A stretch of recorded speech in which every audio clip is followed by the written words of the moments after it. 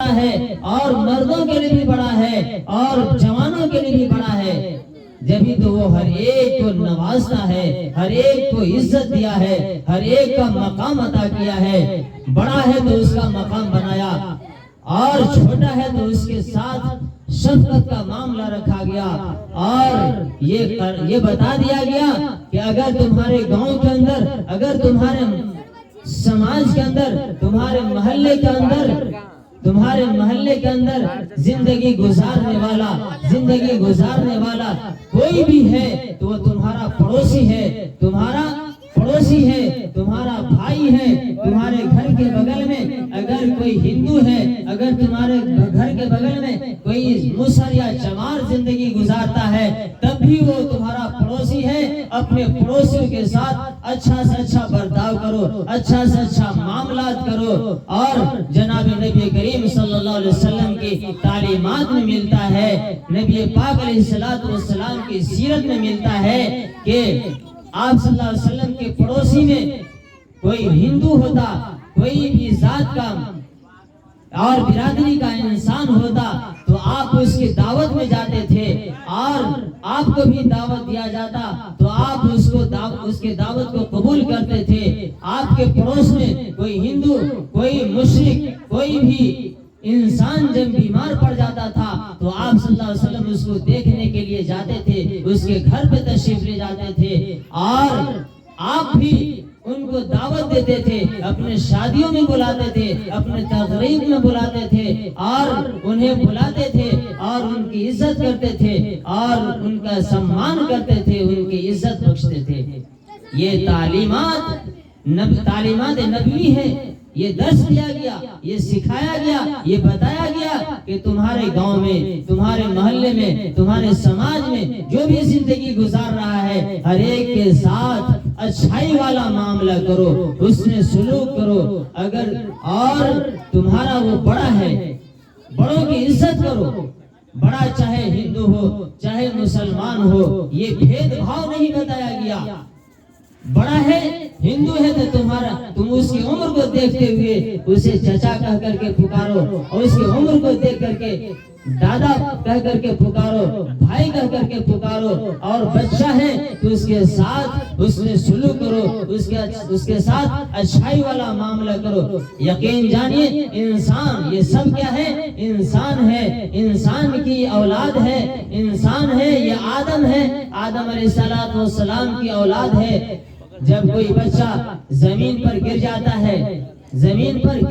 ہے اور وہ حادثے کا شکار ہو جاتا ہے تو دوسرا انسان جب دیکھتا ہے سب سے پہلے اس بچے کو اٹھاتا ہے، اور اس وقت یہ نہیں سوچتا کہ یہ ہندو کا بچہ ہے، یہ مسلمان کا بچہ ہے، کبھی یہ نہیں سوچتا ہے۔ یہ دیکھتا ہے، یہ سمجھتا ہے کہ یہ بچہ ہے، یہ معصوم ہے، سب سے پہلے اسے اٹھایا جائے، اس کو آرام پہنچایا جائے۔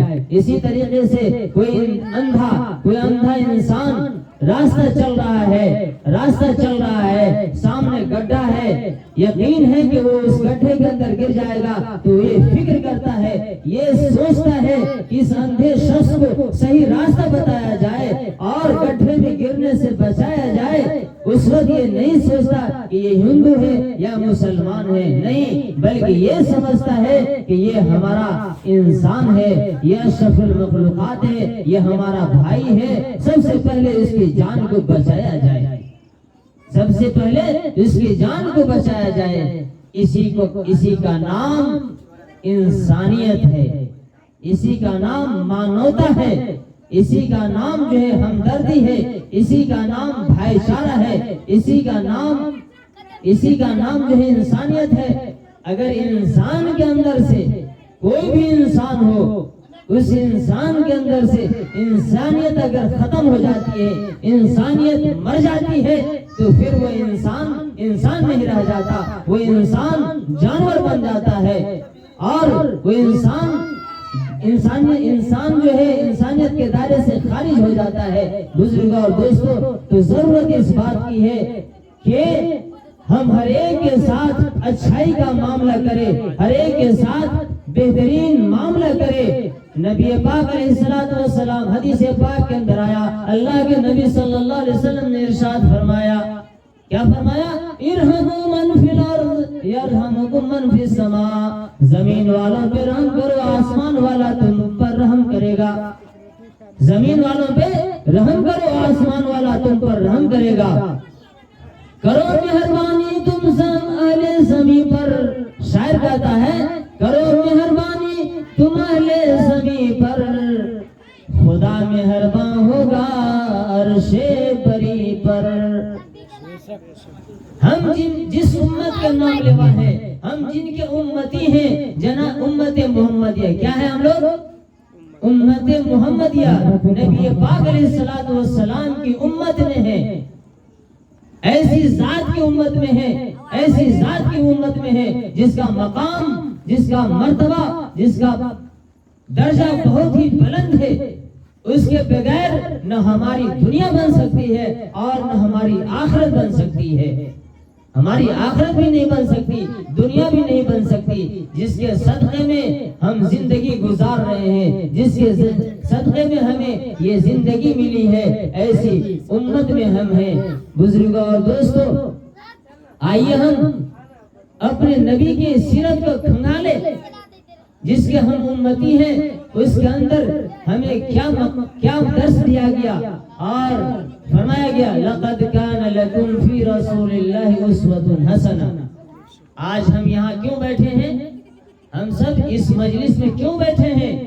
تاکہ اللہ کا پیغام سنیں، اللہ کی بات کو سنیں، نبی پاک علیہ الصلوۃ والسلام کے فرمان کو سنیں، اور ہم سن کر کے اپنی